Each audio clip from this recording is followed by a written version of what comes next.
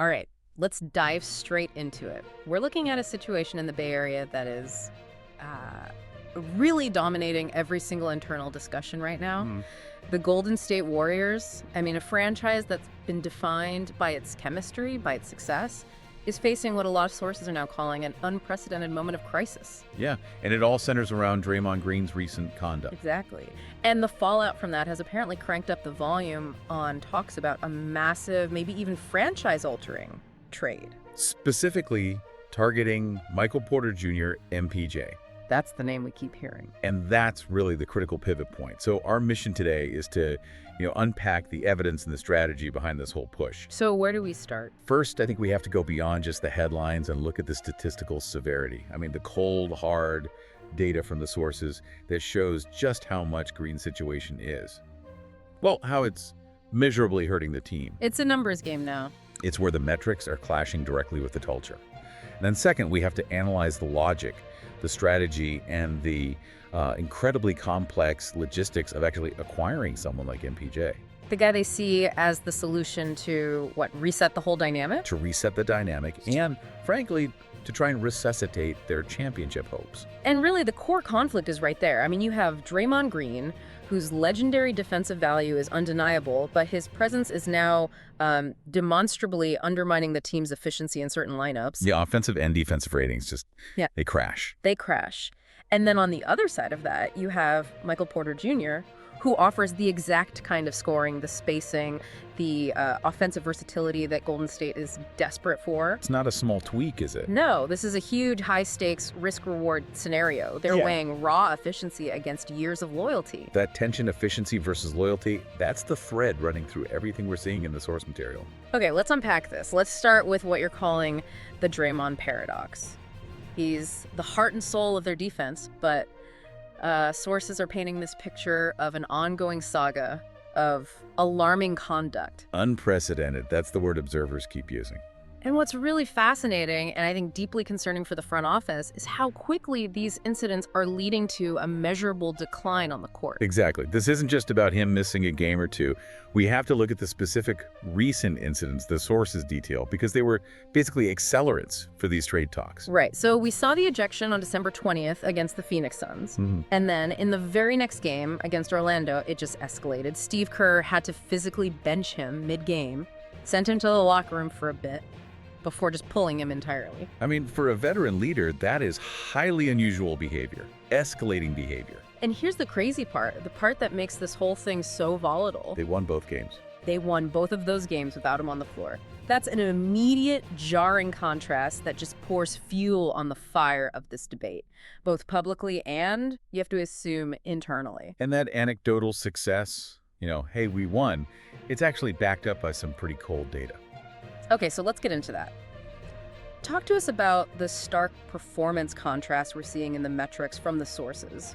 And maybe just clarify what we mean by ratings here. Of course. So when we talk about offensive and defensive ratings, we're basically looking at points scored or allowed per 100 possessions. It's the standard for measuring NBA efficiency. Just got it. And what the sources shows that when Draymond plays alongside certain lineups, those ratings, especially the offensive rating, they just plummet. And plummet suggests a severe drop, not just a marginal one. Oh, it is severe.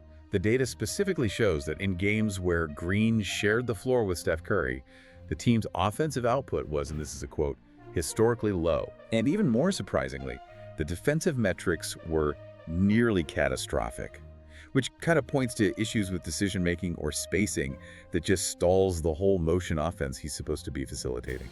That's the ultimate betrayal of the Warriors' entire system. It demands seamless movement and high efficiency. If the offense is worse when your supposed facilitator is out there, you have a fundamental problem. And the proof is in the reversal. The sources note that when Green was off the court, the team didn't just stabilize. It flourished. Sometimes posting offensive ratings that doubled what they managed with him on the floor. Doubling the offensive output, that isn't an anomaly, that's a structural defect in how the roster is working right now. It forces you to ask if the foundational chemistry can even withstand that kind of statistical decline. We see these shocking examples, like a -5 rating against the Jazz, versus a recent game where the team hit an astonishing +19 rating immediately after he was ejected. A +19 swing. That single number might be the most damning statistical argument against just keeping the status quo. That is a gut punch. So this isn't just a few people raising questions. The internal fallout is being driven by the data. The sources are saying tensions have hit a boiling point. Yeah, due to what insiders are hinting was a heated disagreement, a full-blown culture clash that has unsettled the locker room. So the front office is now reportedly exploring options to move him to try and reset team chemistry. They're trying to address what some executives are calling a moment of crisis. They're stuck. The player who anchored their dynasty is now, arguably, the single greatest statistical liability in their current rotation. Which brings us to the really complex part. Moving Draymond Green would be incredibly difficult. Not many teams are going to willingly take on that contract. Especially given the recent conduct. Right. So if Draymond is this heavy anchor right now, they're clearly looking for a powerful engine to maximize what's left of this championship window. Who fills that role? And that leads us directly to Michael Porter Jr. The sources identify him as the exact profile Golden State is looking for. His skills align perfectly with their biggest weakness: consistent, efficient, high-volume offense and elite floor spacing. The sources say that MTJ, now with Brooklyn, has been totally transformed. He's putting up career numbers. But why is he the target now? Why not when he was in Denver? Because the move to Brooklyn unlocked him. In Denver, he was often the third option behind Jokic and Murray. He was a bit overshadowed. Moving to the Nets let him showcase his full offensive arsenal.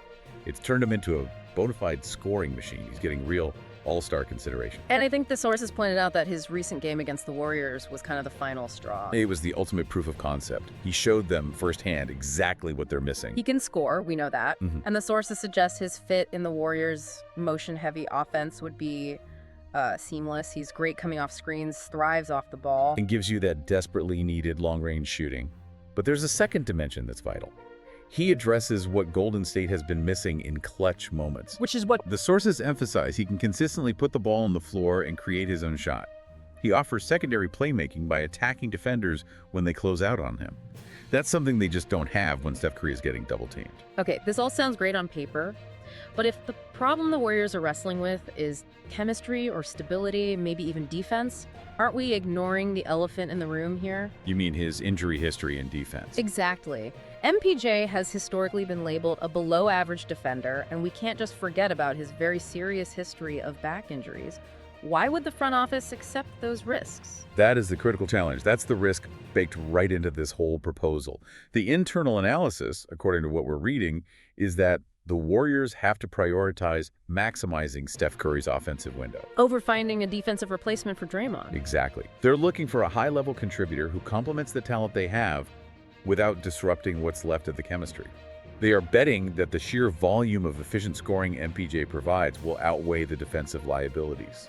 So the calculation is, our offense is broken, MPJ is the fix, even if it creates new problems on the other end of the floor. Precisely. They're betting on firepower. Here's where it gets tactically interesting for me. How does a guy like MPJ fundamentally change the game for the two remaining cornerstones, Steph and Clay? The immediate #1 impact is floor spacing. It's that simple. MPJ's shooting ability from deep, combined with his height, forces defenses to respect him everywhere on the court. He draws attention that other guys on the roster just don't. Which means you're creating crucial driving lanes for Steph Curry, lanes that have been clogged up in these clunky lineups recently. Absolutely. And for Klay Thompson, it's totally synergistic. You have Porter's movement, you add Curry's gravity. Defenses have to make impossible choices. It just opens up opportunities for Klay to get those signature catch-and-shoot threes. I mean, the threat of having all three of them, Curry, Thompson, and Porter, on the court at the same time would just completely redefine how teams have to defend Golden State. It would fundamentally change their half-court sets. And beyond just the spacing, the sources specifically mention his playoff value. And that's the long-term goal, right? The Warriors rely on ball movement, but we all know that playoff defense tightens up. It can grind motion offenses to a halt. Yeah, for sure. When that happens, you need guys who can just go get a bucket. MPJ provides that vital secondary playmaking. He can attack a closeout, create his own shot. Plus, he's versatile. He can slide into the small forward or even power forward spot, which gives the coaches flexibility against bigger, more physical teams. All of this strategic upside, though, comes with a huge price tag. Let's shift to the logistics. This is not easy. MPJ is on a large contract, something like $38 million this year.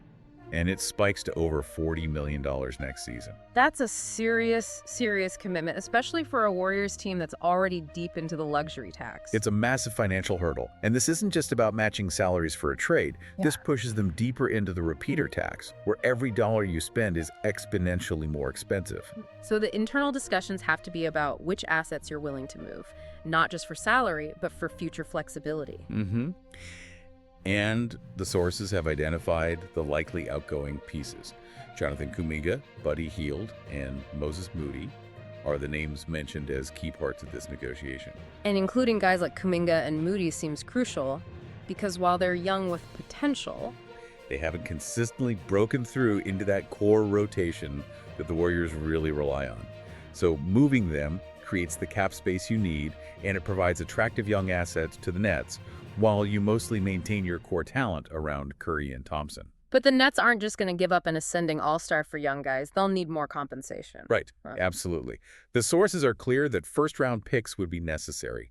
And given the complexity of the salaries and the draft capital, this deal almost certainly needs a 3 or even 4-team trade structure to make it all work. Which is a huge logistical undertaking for the front office. A massive one. And we also have to remember the competitive landscape.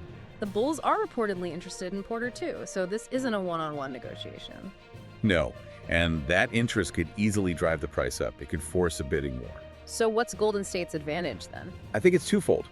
First, you have their proven championship system. That's incredibly appealing to a player like MPJ who's already tasted playoff success. And second, it's the immediacy of his fit. He doesn't need months to learn a new offense. He can plug into their motion system and provide instant scoring. That immediate impact is the bargaining chip for a team that wants to win a title this year. Exactly. So let's synthesize this whole high-stakes situation. If this trade actually happens, what does Michael Porter Jr. ultimately represent for the Warriors right now? I think he represents a necessary stabilizing force, an offensive anchor. His arrival would, in theory, mitigate the disruptive effects of Green's recent instability by just providing reliable, high-level production. And space. And spacing. It will let the Warriors realign their rotation back toward balance and efficiency, capitalizing on their strengths while trying to minimize the chaos that's plaguing them right now. So what does this all mean then? It means the Warriors are betting big. They're betting on MPJ's ability to immediately raise their ceiling and amplify the strength of Steph and Clay. A colossal gamble. A gamble to force their way back into the championship conversation. And that really leads to the final provocative thought for you to consider. The Warriors dynasty was fundamentally